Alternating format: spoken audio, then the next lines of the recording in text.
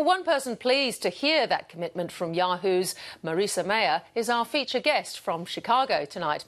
Harper Reed is an entrepreneur, engineer and hacker who became a crucial part of Barack Obama's re-election campaign strategy last year as his chief technology officer. Now back in the private sector, I spoke to him earlier. Harper Reed, thank you for joining us there. It's nice to talk with you as well. Now, the Obama campaign, I think, had over 2 million volunteers, and you had over 24 million conversations with voters. What was it that you did that made the campaign so much more efficient? Well, the technology team, of which I was the head of as a CTO, we really focused on building the foundations that would allow that to happen. And so we worked with all of the great teams that did all of the hard work to enable that, and we kind of built the world of which they lived upon.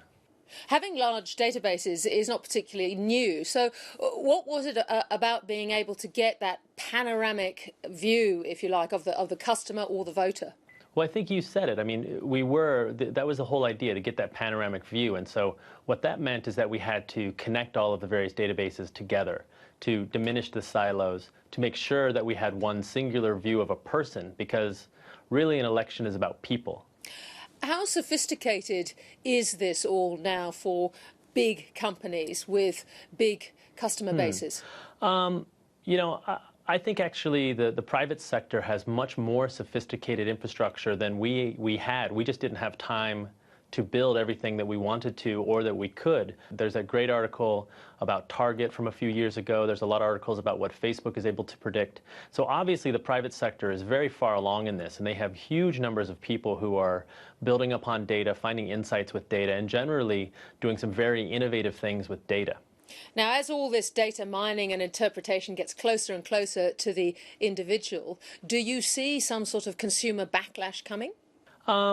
I think that people will they will want to understand how their data is used. And I do think that we see this in youths today, where youth oftentimes understand the trade-off that they're making. I'm giving you this data for this service, or I'm giving you this data for this to be able to share photos with my friends, or what have you. And so I do think that in the future it's more about control and understanding why and where we are giving our data. I think the backlash will come will come when people start wondering what is actually happening, and they'll go to the service that has the clearest answer. Now, Harper, we've got this latest news of Yahoo taking over Tumblr. It's only a 6-year-old company. It's got 100 million users, but very little revenue. What do you make of the deal?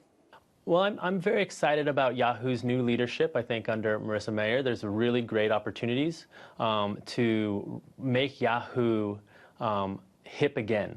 And I think Tumblr is it's a great opportunity to get a lot of mobile, and a lot of web users to jump into a platform that honestly is languished. And so it's really exciting to see this. And this is also, Yahoo just released a big update to their Flickr platform as well. We've seen the likes of Google buying YouTube, we've had Facebook buying Instagram, now looking at Yahoo and Tumblr. All these businesses rushing in to buy cool younger businesses to keep in with presumably younger and quite fickle customers. Is this a good strategy?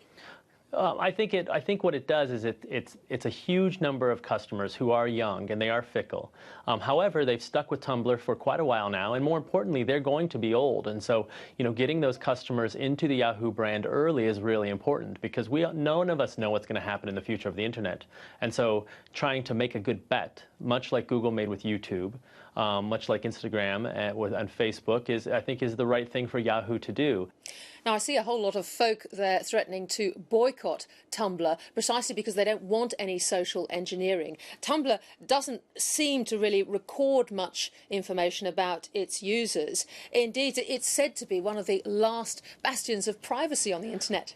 I don't know if it's fair to say it's a bastion of privacy, but I do think that they have had they treat their users differently than many other websites do, and I think you see this as it's a very clean place where the users are able to participate with their control and with their in control of their data.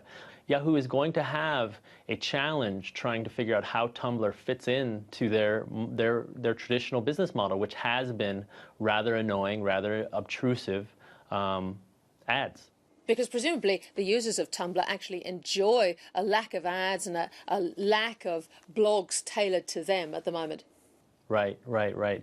And, you know, to be honest, I think that's where we'll start to see the users fleeing if Yahoo does anything to change that, because the users of Tumblr are, you know, they're very interested in keeping Tumblr the same. So let's see what Yahoo does to it. And I have a lot of hope. I think the leadership is the right. I think that they have some good formulas and they learn their lesson with Flickr. So I hope that they don't mess it up.